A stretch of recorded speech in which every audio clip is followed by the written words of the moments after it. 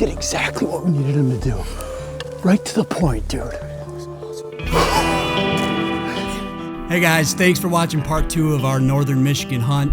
Huge thank you to Kevin over at Deer Hunter Podcast for inviting us up. We had a great time and we're really looking forward to camp again this year. This will be one of our most straightforward hunt recaps of the year, and we're going to keep it short and simple because this has been one of the most consistent patterns we've observed whitetail hunting. To start, let's talk about the strategy going into the hunt. Since this was early October, we planned on focusing on food sources. In Michigan, these destination food sources are typically oaks or crop. There's very little crop in the area we hunted, so our plan was to try to find some hot oak flats for evening hunts. When we got boots on the ground, we quickly realized the acorn crop was super light in the area. This shifted our targeting strategy away from food, and we decided to focus on bedding. Walk up there, clearly dumping off that point.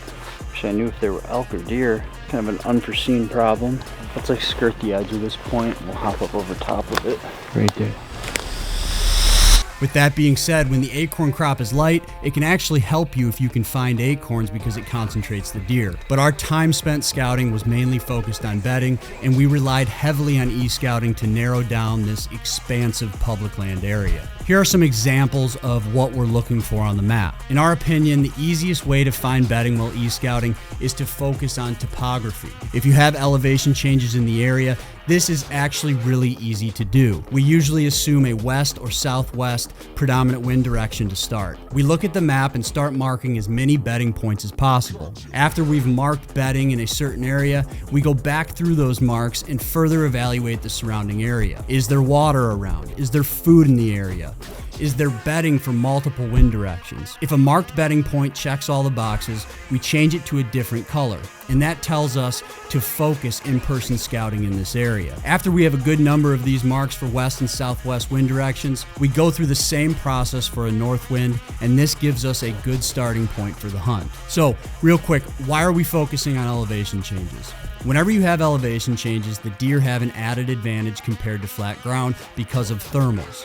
If a buck beds on a point, he can lay down with the wind at his back and rising thermals coming up the hill. The best bedding will also have a line of sight off the hill, so the buck can see downwind in case the thermals aren't pulling on a certain day. This setup allows him to constantly scent check his escape route behind him while looking for anything coming downwind of him. And this setup is hands down the most consistent pattern we've observed hunting whitetails. So let's take a look at the hunt you saw in episode 3 so we can explain how this played a role in us getting an opportunity at that buck. Did exactly what we needed him to do. Right to the point, dude. This point was one of the potential bedding points we marked during our e-scouting process. We marked it as a focus spot because the area had good water and looked really diverse compared to the surrounding area. Because we marked it as a focus spot, we wanted to get some boots on the ground. The day before the hunt, we had a west wind and it wasn't scheduled to change, so we weren't going to look for specific beds, but we wanted to see the outskirts of bedding to see if it looked like deer were dumping off that point. When we got in there, we found all the sign we needed. Trails dumping off the point, acorns and scrapes around the edges. We even bumped a buck that was bedded lower on the point. Typically we see the dominant buck bedded on the point and then subordinate bucks bedding lower. This applies to phases of the season when bucks are still grouped up. After seeing the sign, we decided to try and catch the buck coming back to that point the next morning, and that's exactly what happened here. We got up early because we were going in blind and accessed like this. When we got up to the main point, we could see there was a secondary spine coming up the hill like this. Bucks seem to love these secondary spines because they can see down both sides of them. So we set up right in here. The wind was blowing like this, and early that morning the buck started to approach bedding from this direction. He dropped below the bedding on this side of the spine to scent check this area.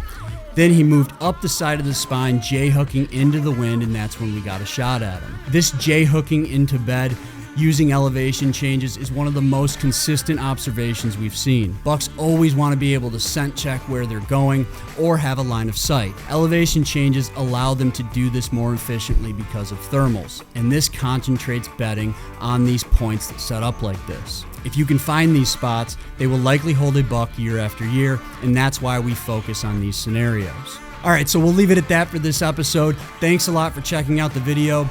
If you have any feedback on this stuff, drop a comment on the video, and we'll see you next week for Grit episode 4, which is part 1 of our Wisconsin hunt.